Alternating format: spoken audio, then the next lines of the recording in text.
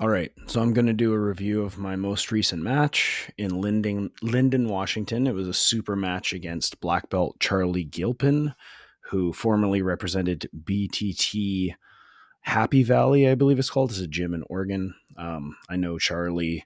My students have fought students from their gym. I've fought their guys many times. And just a little backstory going into the match. My goal is to try to finish with a roadhouse strangle, which is a one-handed strangle, which is a little bit of an ambitious goal, but nonetheless, that was my goal.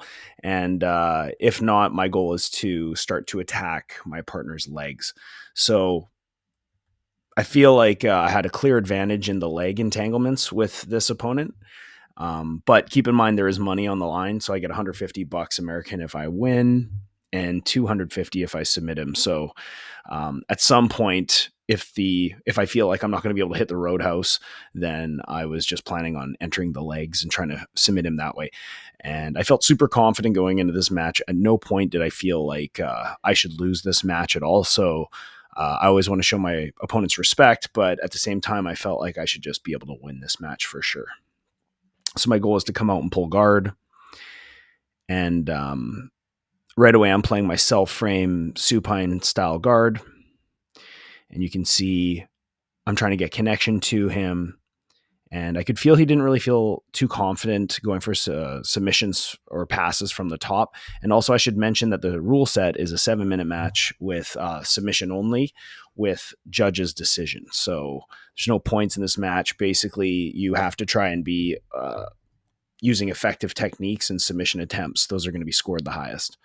So pretty shortly here, I'm going to go for a berimbolo attempt, and we'll go over it for sure because it kind of screwed up. So here it comes. So I go for my bolo, and now you're going to see that he's actually using like a deep overhook grip with his left arm. Like he's overwrapping my inside leg. And you can see that my right leg is quite deep. So I was basically looking for like a wedge back take, which is a great way to finish the berimbolo. The problem with this, though, is that you give up your knee line. So even though my knee line isn't, it's not in between his legs, so there's really no knee bar threat here. At the moment, I felt like shit. This guy's got like a clamp on my knee. You can see my knee line is inside, and so I thought I don't want to get knee barred here. He's a long, lanky guy. So instead of pursuing the back, I decide to abandon the berimbolo attempt. And as I abandon the berimbolo, he actually jumps on an ankle lock, which pops my foot pretty bad. My foot got popped like 3 or 4 times. And then after, you can even see him in the video. He's like, "Are you okay?" Because everything's friendly with us, obviously, right? So we'll show the sequence a couple of times. So here, I was going to the back, and I disengaged from the back, and you can see how he's framing on my left shoulder with his right hand here, and he's got a nice grip on my ankle here. So as I'm exiting the position, he's actually got quite a tight footlock here. So I'm trying to turn and trying to relieve some of this pressure because I felt like he was reaping me. I wouldn't be able to come up on top and put weight on it. So he's just hipping into this ankle lock fully, and it's popping right now. It's cracking, and I eat it basically. And then here he just asked me, "Are you okay?" And I said, yes. So let's just look at it again. So I'm playing supine guard, go to my De La Hiva, the bolo's open, and he overwraps my arm here because my leg was too deep. I try to come up to the back. He actually, when I look at it again, he posts on my shoulder with his right hand. Watch his right hand here as I come up. So I'm thinking about taking the back here. And as I try and get chest to back, his posting hand, his right hand, is going to come across and stiff arm my chest here. So you see, he does a really nice job of bringing his right hand inside. And that's preventing me from going behind his elbow and taking his back. So now he's got a nice scoop on my right foot. My right foot is basically 100% open to ankle lock right now. And there he throws it on. So this is like a really tough ankle lock attempt to be in because he's so long. And I'm really lucky that he just didn't have like high enough hands that he could have really done some damage. I was asked by somebody recently, like, how do you know when to tap and when not to tap? And basically, what I say is, if it's a linear submission, like an ankle lock, it's not as dangerous to me as a twisting submission, like a heel hook. And if it's going to attack the ankle instead of the knee, then I'm willing to take a little bit more damage. That doesn't mean I'm not going to tap to ankle locks, because I absolutely will tap to ankle locks, but it just means that the pressure has to be so much that I feel like my foot's going to be dislocated or that there's going to be a break. And I felt like, as I was escaping the ankle lock, that I could feel my foot slipping, even though I was eating pops. I could feel that the foot was slipping. And so I just kind of ate it, because there's money on the line, and because I just felt like I shouldn't be losing to this opponent, especially not by leg lock. I should be going in there and leg locking him. So here you can see I'm trying to turn, eating the pops, and he gets out. If it's a heel hook, I mean, I'm going to tap. And if the ankle lock has perfect mechanics, I'm also going to tap. So one thing I could have done when I go for this bolo is, instead of, you see my left De La Hiva hook, instead of firing it as deep through as I possibly could and firing my right leg as deep as I could across his hip, I should have tried to get my right knee inside his knee to create like a pincer type movement on his knee. And that would actually prevent my knee line from getting caught. And this would actually allow me to rally from crab ride positions, go into leg drags. It's just a safer bolo. This is what Gordon shows on his attacking from supine guard DVD when he talks about barambolos. He mentions how bringing your two knees to your partner's knee line will prevent you from getting reversed, prevent you from getting countered with leg locks. So this, like, I already knew that, but to be honest, I just thought that I'd be able to bolo this guy without any resistance, and he actually defended and countered super well. So moving forward, probably going to get away from this wedge bolo style finish. We'll watch it one or two more times. So I actually had a nice levering action here, working towards the back, and Charlie does a nice job of bringing that right arm inside, and that's going to shut down all the back exposure. So now, because of that deep scoop that he's got with that left arm, like, I can get my knee line out. He doesn't have any wedges around my hip and knee, but as I pull my leg out, my foot's going to get caught in his armpit like a knot on a rope, and I am not in base or in a good position to stand up right now. So a fine counter by him for sure, and like a lesson learned on my part. Let's just watch it one more time, because I do love barambolos, but you got to be careful how you attack them, because this was actually a counter that I was not expecting at all. It really did keep me honest, and I just gave him too much of my deep leg there. It was a good counter. I'm really glad I didn't tap to that. And he checks on me because he felt my foot crackle like crazy. And then I just get back up. Now, keep in mind, my right foot is badly damaged right now. Like, even as I record this was yesterday, the match happened, and like, I'm hobbling around, I'm on ice. So my right foot is like completely numb right now. I'm still still working off of adrenaline, but I know it's damaged. And I'm just like, okay, I'm going to try going the passing route now. I'm coming up on top. So he puts me in the close guard. And why did that happen? I have a nice, like a nice body lock series going on here. I just wasn't forward enough with my head.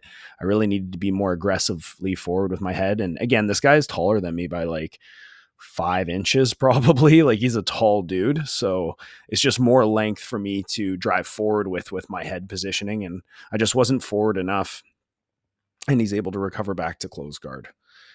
So obviously I want to get the hell out of here. And keep in mind, like, I knew that he had just like scored a very good ankle lock attempt. I didn't realize that it was a good attempt, but I thought it looked way worse than it actually did. It kind of looked like it had no starch on it if you're just watching from the video, but believe me, my foot was cracking and breaking. So, right now in my mind, I'm thinking like, shit, I'm down now. Like, if I'm just trying to pass this guy's guard and I can't pass, this guy might get the referee's decision. So in my mind, I'm thinking, which strategy do I want to go for? Do I still want to pursue going to mount and getting my strangle from the mount, or do I want to drop back into the legs where I have a better chance? Right. And that bolo was more of like a back take attempt. If I sit in the pocket in the legs with this guy, I'm pretty sure I'm going to win that exchange, which actually is what ends up happening. So I do have to make a decision strategically do I want to keep going into the into passing sequences, or do I want to go to the legs? So again, immediately I lock a body lock. As I stand up, just look how I punch underhooks on him. So I'm standing up, and I knew he right away he would try to like enter the leg. So you can see the distance I'm creating here. As I move away, I create distance, and that forces his arms to extend. And then as he starts to sit up here, which is a bit of a mistake, he's exposing that underhook on his left side, and I'm lowering my level, and I'm just going to shoot in. So it's kind of silly for him to, in my opinion, to take this scoop on my leg and grip on my head, because I have all the inside position here. And I'm able to sort of flatten him out here. Now, again, if maybe it was my right foot being in pain. I remember during the match thinking like, okay, I should be pummeling with my right foot right now. Like if you see my right foot, I should be pummeling on top. But for whatever reason, I just didn't do that. I felt like my right shoelace is completely dead at this moment, and I didn't feel like pummeling with that foot is going to be super possible. Even though looking at it now, I'm like, man, I should have just pummeled with that foot and started moving into mounted positions. Again, he's doing a good job of keeping my head off the mat. And what I really want to do is just drive all my head onto the mat. And I know he wants to enter my leg as well. So I'm kind of like, man, if I get caught in another ankle lock, there's a nice hip switch pass. We'll watch that again. If I get caught in another ankle lock, I don't know if I'm going to be able to eat it again. Like my right foot's really injured right now. So as I'm dropping my weight on that far shoulder, hit a hip switch, and that allows me to pass the guard. So here he's going to go for a buggy. Of course, it's got to be these long guys that go for these buggy chokes, right? And so you can see how my posture is up, my head is up, and my hips are down. So anytime you pass the side control, when your partner has like a head and arm position like this, like he's giving me a head and arm basically. But if I drop into that head and arm and connect my neck and my ear to his body, he's going to have an opportunity to go into buggy chokes. And so that's why I'm posturing up very strong here. You can see my head is high, so my neck is not in connection with his body, and I'm framing down on his neck with my reverse cross face here. So I move into side control and I avoid the buggy choke. Let's just watch it again. And he does have a right inside butterfly hook right now. So watch how I hip switch past that butterfly hook. Now he goes for his buggy, which is nothing really. There's nothing on it. Now I'm going knee on belly. I mean, this is like scoring positionally, but means nothing in a sub-only match. His ankle lock is still worth more.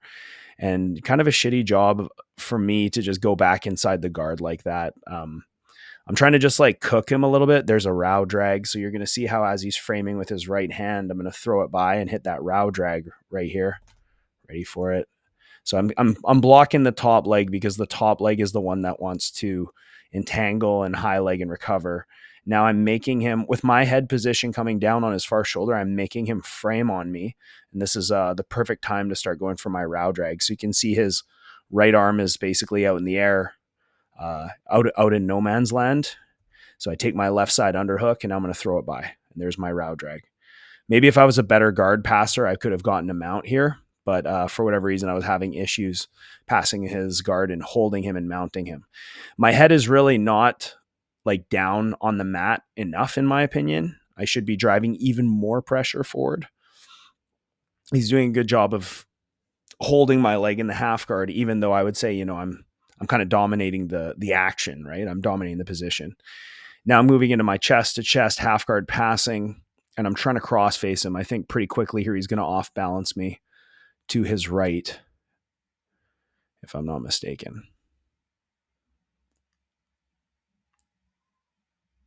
So there's a good off balance, and I lose position. So I should have, my left side underhook was a little bit too close to his body, and that was narrowing my base of support. And as he hits his off balance, watch how I miss my cue to post with my left hand. So I'm posting with my head. He hits a really aggressive bridge. And then as I'm here, I'm thinking about, okay, I probably should have let go of his head, but I was thinking I'm going to attack a juji on his left arm here because it is exposed. So you can see me here trying to move into juji, but I just didn't have the grip on and now I'm trying to, I just didn't have the grip on the arm that I wanted. And now I'm trying to put my thigh behind his head as a wedge just to keep his head down. I'm trying to roll him through, but I just didn't have the control, and he postures up and gets out. So we're back to square one here. So at this point now, I'm thinking, okay, I've eaten a really good pop. I've passed him, but he recovered and recovered that chest to chest position. So right now I'm not really feeling my passing game. Plus, it hurts to stand on my foot. So I'm thinking, okay, enter the legs now. Now let's go into leg shootout. I'm ready to fuck the roadhouse choke. Let's change the strategy now and let's just try and enter the legs. So here I'm kind of playing an angle and I'm going to shoot into outside Ashi. And he actually just gives it to me. Like, um, you can see my legs are kind of open and my left foot is looking for the inside. My right foot is over the top looking for the outside. And so whatever leg entanglement I go into is kind of predicated on which leg of mine he controls, right? Since he's controlling the inside leg, I'm just going to fire it past and shoot my leg over the top. Maybe if he controlled my top leg, I might have done something else. So you can see he's not really putting like a ton of pressure on me. He's kind of just like not sure what to do in my guard. And so I don't feel threatened from his guard passing. So I just fire my legs up. Like he kind of let me do that way too easy, in my opinion. So now we're moving into a 50-50. And he's actually going to attempt a heel hook here. So he actually makes a good turn there. You can see as we enter the 50-50, he starts to become offensive.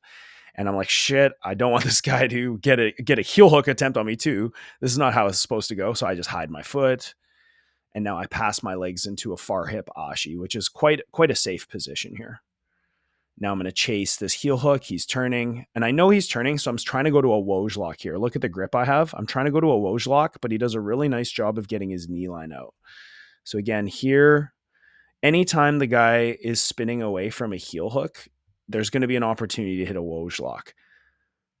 And sometimes just letting him spin out and defending the heel hook is the best option. So I am going for a heel hook, but the heel hook is not really what I want. I actually want the Woj lock, and you'll see the grip I'm going to take. So he's spinning way ahead of me for me to get the heel hook right now. So watch the grip I'm going to switch to. So as I'm belly down, I switch to an ankle lock grip, and there's the Woj lock grip. But unfortunately for me, he's done a good job of taking his right knee to the inside. So you can see how I wasn't able to keep his knee line with my right knee. I need to have his right knee inside of my right knee, but you can see his right knee has hit the floor here. So he's going to make a successful spin to get out. But I'm just going to make sure I take the top position. So in my mind, I'm thinking like, okay, at least I attacked something, but still not enough starch to compare to his ankle lock attempt. So I would say he's still up. And he puts me in the close guard, so I know when I stand, he's likely going to go into a K guard. So I make sure that as I stand up, I just high leg my right foot. So he scoops, and as I stand up, I just high leg. And now I'm going back into that split squat style passing where I'm putting pressure on him. Again, maybe if I could stand on my feet and run around the outside, I would be more confident with my passing right now. But for whatever reason, I don't feel confident with my passing. So now I'm just going to sit back and I'm going to start entangling his leg here. So his right leg is there, and I jump into an outside ashi. Normally in IBJJF, this would be a dumb play. Like you're basically sweeping yourself, right? But in this case, I needed to get connection to his hips, and I don't know how much time is left. It's probably like halfway done now. So I'm like, hey, I need to get a submission, or I need to at least start threatening this guy with a submission so that, if this does go to decision, which would be really shitty, but if it does happen, I'm going to be at least on the scoreboard. So I'm back in outside ashi. And I'm kind of thinking like, should I stick with this outside ashi? I've been pretty successful from there lately. If not, I'll go to 50-50. I'm happy to go into a shootout with that guy at 50-50. So he's doing a good job of hiding his knee. And I actually kind of make a mistake here going for a heel hook when he's hiding his knee. And this can totally get your back taken. So you'll see as he starts to go to my back, I realize I don't have a scoop grip on his ankle. And so I'm going to hit a huge kazushi overhead by just off balancing him here. And you can see he kind of loses his balance. He's kind of falling over to his side. And now we're going to enter a kind of a strange position here. I had an outside ashi, but he's really hiding his foot. Like he's putting a lot of weight on his trapped leg. So we're actually going to like roll through here and end up in an inside ashi.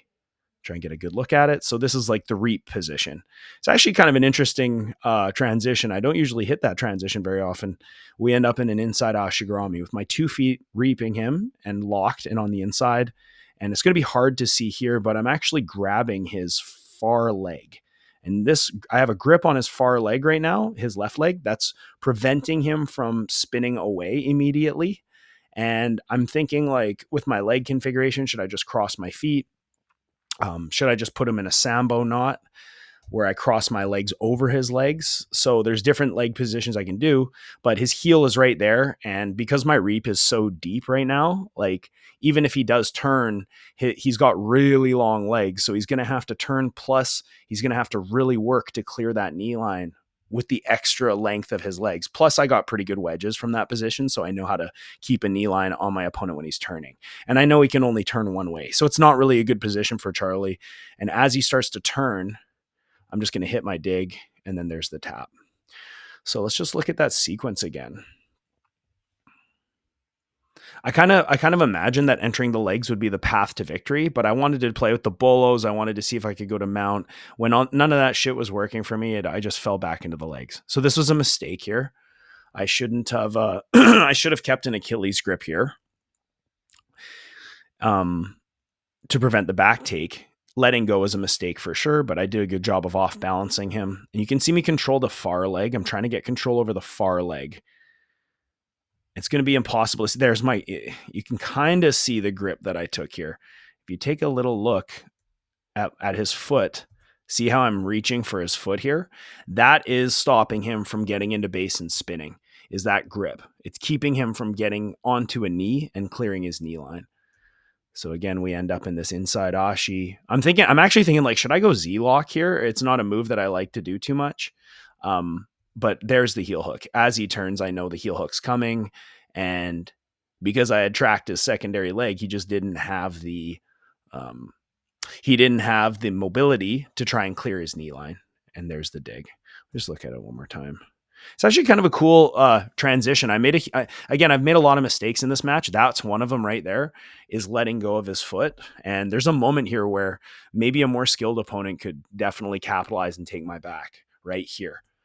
This is not a good place for me to be. And so I immediately, to recover from the position, look how I take my right hand here and I wipe with a cross lat post on his arm there. So I wipe him away, because if he grabs my head with that arm, I'm really screwed. And then I do a huge off balance to make him post his hand back on the mat. From here, as we roll through, we're going to end up in a reap position. His best bet would be to not get off balance this way, but stay in base straight up and down. But because he kind of fell out of base here, now he's on his ass. His hips are on the mat. Now it's going to be super hard for him to, like, get up and get mobile again.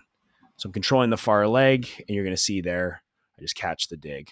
Plus, this guy popped me so hard in the match. Like, he probably thought that as soon as I got the heel hook, I would absolutely rip him, which I didn't. I don't blame him for trying to crank my ankle. I think on paper I win this match, and I think he was expecting me to win this match. And so I don't blame him for trying to break my foot when he had the chance, because first of all, that's the game. And second of all, he might not get another chance like that again. Yeah, I mean, honestly, it's like I still got the win, but I'm really not happy with that performance. There's a lot of mistakes that I made, starting with the bolo and getting countered, and then not being able to pass the way that I wanted to, not being able to get to mount. That really bothers me. And then, making that mistake from outside Ashi, that could totally have cost me a back take. And so, not my best performance at all, but at the end of the day, you still win, you still get the submission, and there's a lot of lessons to take away. So I think that it is a valuable match for me in that way. And those are things that I'm definitely going to be thinking about next time that I fight. I just, to be honest, I thought I could do anything to this guy, and he really earned my respect with some of his responses. He did a really nice job, and goddamn, my foot hurts right now. So, that was a great match, Charlie, and I hope you guys like that breakdown.